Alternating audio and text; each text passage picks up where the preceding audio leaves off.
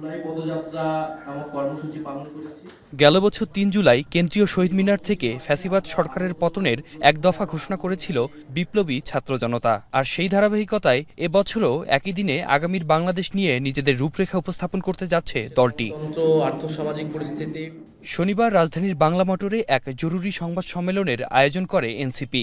সেখানে দলটির নতুন বাংলাদেশের ইশতেহার ঘোষণা নিয়ে বিস্তারিত জানান আহ্বায়ক নাহিদ ইসলাম। আগামীকাল ৩রা আগস্ট ২০২৫ আমরা শহীদ মিনারে আমাদের এই যে জুলাই পদযাত্রা তার আনুষ্ঠানিক পরিসমাপ্তি হবে এবং আমাদের নতুন বাংলাদেশের ইশতেহার পাঠ করা হবে, যেখানে জাতীয় নাগরিক পার্টির পক্ষ থেকে আমরা ভবিষ্যৎ বাংলাদেশের রূপরেখা এবং আমাদের কর্মসূচি আমরা ঘোষণা করব।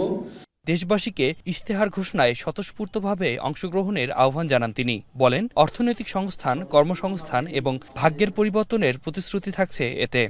আমাদের গণ অভ্যুত্থানে অংশগ্রহণকারী ছাত্র জনতা সহ সাধারণ মানুষ সবাইকে আমরা আহ্বান জানাচ্ছি আগামীকাল ঢাকায় স্বতঃস্ফূর্তভাবে আমাদের এই কর্মসূচিতে অংশগ্রহণের জন্য। আমরা এই কর্মসূচির মাধ্যমে আমাদের যে ভবিষ্যৎ পরিকল্পনার রূপরেখা সেটি আমরা হাজির করতে যাচ্ছি। সংবাদ সম্মেলনে সরকারের জুলাই ঘোষণাপত্রের উদ্যোগকে স্বাগত জানান। কথা বলেন জুলাই সনদ নিয়ে। বলেন, দেশের কাঙ্ক্ষিত পরিবর্তনের পথ রচনা করবে জুলাই সনদ। এর জন্য আইনি ভিত্তি নিশ্চিত করার দাবি জানান তিনি। সনদের আইনি ভিত্তি থাকতে হবে।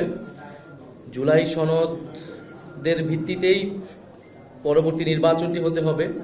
আমরা নির্বাচিত সংসদের হাতে এই সংস্কার কার্যক্রম ছেড়ে দেব না, বরং জুলাই সনদের ভিত্তিতেই আগামীর সংসদ গঠিত হবে বা গণপরিষদ গঠিত হবে।